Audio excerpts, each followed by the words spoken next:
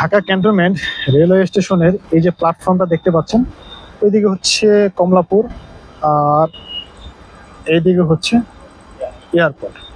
তো এই জায়গাটা দেখেন মাঝখানে গ্যাপ কেন বলতে পারবেন আপনারা? কারণ এখানে আর একটা এক্সট্রা লাইন বসানো হচ্ছে 4 লেনে। জয়দেবপুর থেকে ঢাকা পর্যন্ত লোকাল ট্রেনগুলো সুন্দরভাবে চলাচল করার জন্য 4 লেন করা হচ্ছে। ট্রেনের ট্র্যাকটা অনেক জায়গায় কাজ সম্পূর্ণ হয়ে গেছে, কিছু কিছু জায়গায় বাকি আছে। আর এখানে যে প্ল্যাটফর্মটা ছিল, প্ল্যাটফর্মটা একদম ওই পর্যন্ত ছিল, পাথরের পর্যন্ত, কেটে এখন ছোট করা হয়েছে।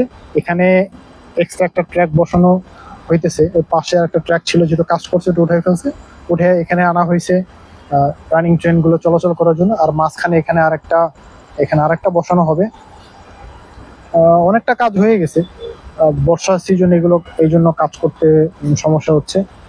আর ট্র্যাকটাকে একটু উঁচু করা হয়েছে আগের থেকে। এখানে যে ট্র্যাকটা আছে এটা উঁচু করা হয়েছে, আর এখানে প্ল্যাটফর্ম যেটা আছে সেটাও উঁচু করা হয়েছে। আর এখানে যে সামনে যাত্রী ছাউনি আছে, ছাউনিটা এই পর্যন্ত চলে আসবে একেবারে। এটা বড় করা হইতেছে। চলেন আপনাদেরকে ওই মাঝখানে গিয়ে পুরো স্টেশনটা একটু দেখাই। ইয়া বন্ধু আয়।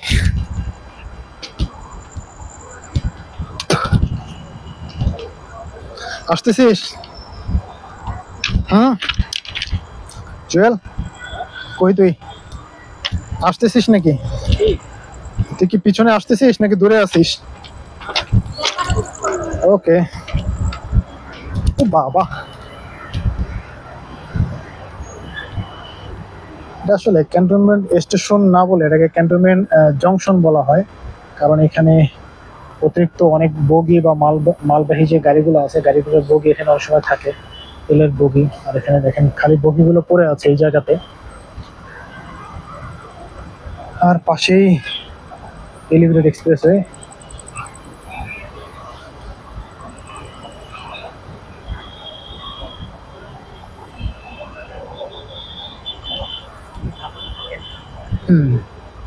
ঢাকা ক্যান্টনমেন্ট লেখা, সুন্দর করে নাম লেখা আছে। প্রায় সময় এই জায়গাটাতে নাটকের শুটিং হয়।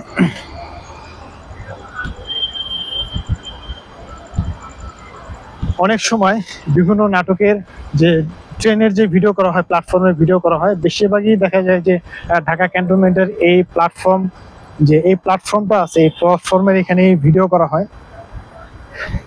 অনেক সময় অনেক নাটকের শুটিং দেখেছি এই জায়গাতে। আমরা আগে প্রায় সময় এখানে আড্ডা দিতাম বন্ধুরা মিলে। এখন আসলে সময়ের কারণে কেউ সেরকম এদিকে একটা আসা হয় না, সবাই যে যার মতো কাজে ব্যস্ত। আর এ পাশে দেখেন, যখন বাংলাদেশ থেকে বর্তমানে ট্রেন চলাচল বন্ধ আছে, দুই দেশের ভিতরে সম্পর্ক একটু অবনতি হওয়ার কারণে। আর না হলে বাংলাদেশ থেকে যেই ট্রেনগুলো কলকাতার উদ্দেশ্যে যেত, সেই ট্রেনটা হচ্ছে ঢাকা ক্যান্টনমেন্ট স্টেশনের এখান থেকে যাওয়া আসা করতো। এটা হচ্ছে international passenger station. Immigration system এখানে নতুন করে বর্ধিত অংশ বাড়ানো হয়েছে। ইমিগ্রেশন সম্পূর্ণটা হচ্ছে এখানে করা হইতো, তারপর এখান থেকে প্যাসেঞ্জার উঠানো হইতো। যখন কলকাতার ট্রেনটা সকালে 7টা বা 8টার দিকে ছাড়া হইতো, এখানে স্টেশনের ওই পাশটাতে, মানে এয়ারপোর্টের যে পাশটা, এই পাশটা, তারপরে এই পাশে যে সাইডগুলো আছে, প্রত্যেকটা রাস্তা ব্লক করে দেওয়া হইতো। কারণ বহিরাগত কোনো যাত্রী বা কোনো মানুষ যাতে এখানে আসতে না পারে। কারণ এই যেহেতু একটা ইন্টারন্যাশনাল ট্রিপ,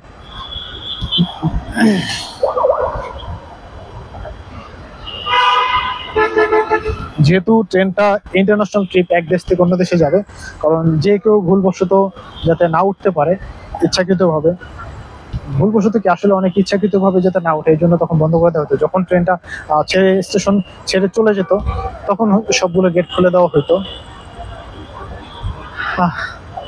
ঢাকার উদ্দেশ্যে, মানে ঢাকা কমলাপুরের উদ্দেশ্যে একটি ট্রেন আসতেছে। কোথা থেকে আসতেছে দেখি, আসলে বলা যাবে। লোকাল নাকি আন্তনগর ট্রেন, চলেন দেখি।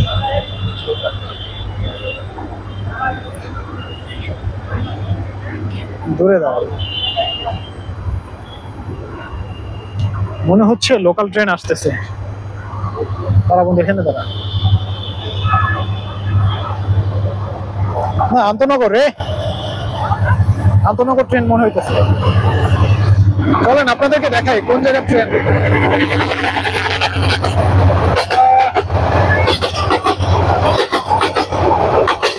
আসলে তবে নেম প্লেটে কোথাও লেখা নাই যে কোথা থেকে আসতেছে, বোঝাই যাচ্ছে না।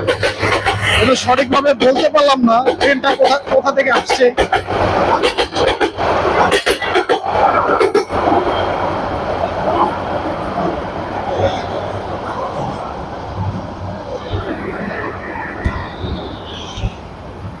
আন্তনগর ট্রেন, বাট পাশে যে নেম প্লেট আছে, নেম প্লেটে লাইটিং করে যে লেখা থাকে কোথা থেকে আসছে সেটা কোথাও লেখা নাই, এই জন্য আপনাদেরকে দেখাতে পারলাম না, দুঃখিত।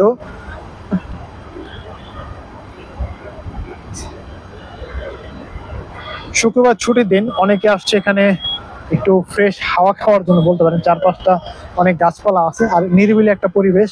এরকম আসলে আড্ডা দেওয়ার মতো জায়গা ঢাকা শহরে খুব কমই আছে। এখানে অনেক যারা আছে তারা এখানে আড্ডা দিতেছে, গল্প করতেছে। এই দেখেন এখানে অনেক অনেক ছেলেপেলে আছে, এই যে দূরে দেখেন ঘুরতেছে, আড্ডা দিতেছে।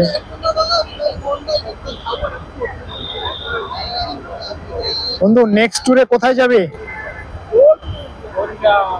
বরিশাল। আর যদি ক্যান্সেল হয় তাহলে কোথায়? সুন্দরবন? ইনশাল্লাহ।